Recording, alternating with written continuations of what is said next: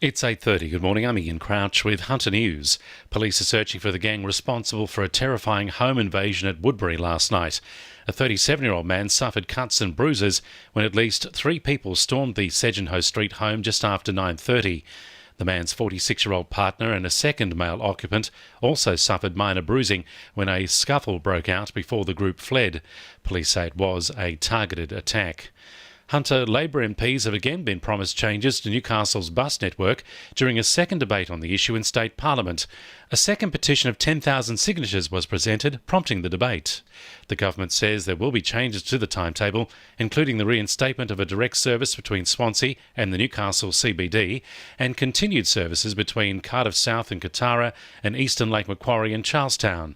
Transport Minister Andrew Constance says changes were needed to the network. I think it's fair to say, if people were being fair income and honest about that the timetable wasn't working in some instances. In fact, going back a number of years now, I had people saying to me that we needed to try and change the timetable. So it is designed to obviously try and get people onto transport. Students, stakeholders and community members have been let in on the University of Newcastle's plans for future expansion, gathering at an unveiling meeting last night. Development applications will soon be lodged for a $25 million School of Creative Industries high-rise centred within the Honeysuckle precinct.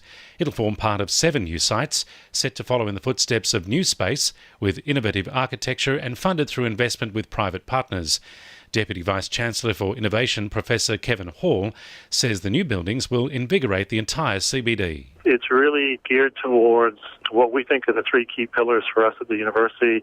The student experience. It's about providing the best educational experience for our students, but it also opens up the site to our community, and we want the public to come and utilize the entire precinct down there. And thirdly, this is going to be really attractive for our industry partners. Hunter parents are being urged to ditch the car for this morning's school run. It's Walked Safely to School Day, which is all about promoting the benefits of regular physical activity. Chief Executive of the Pedestrian Council of Australia, Harold Scrooby, says it's vital to teach children the importance of being active early on. If we don't teach children to become physically active when they're young, it's very likely that behaviour will continue when they get older. That then becomes, apart from the suffering and the uncomfortable way these people have to live, we all end up having to pay for it because it comes out of our healthcare costs. A new workshop has been announced by Muswellbrook Shire Council aimed at turning ordinary people into the next Steven Spielberg. Budding vloggers, YouTubers and documentary makers are urged to go along to the Regional Library on June 2nd to meet award-winning director Jason Van Genderen and learn how to use an iPhone to shoot and edit short films.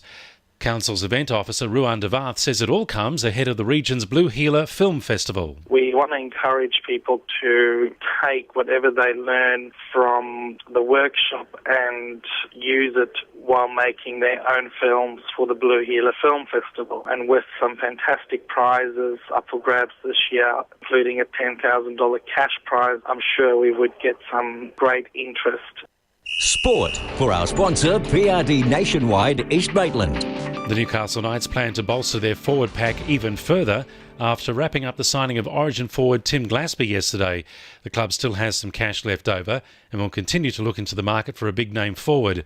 Young front rower Daniel Safiti says he's looking forward to playing alongside Glasby. It's definitely motivating as a front rower, seeing someone who's played Origin last year. He's come in here, you obviously see something promising here, and to have that, it's definitely inspiring for me to play alongside him next year. Meanwhile, the Knights have announced their squads to take part in the inaugural NRL Touch Football Premiership. 16 males and 16 females have been selected to don the red and blue, with the season kicking off in June.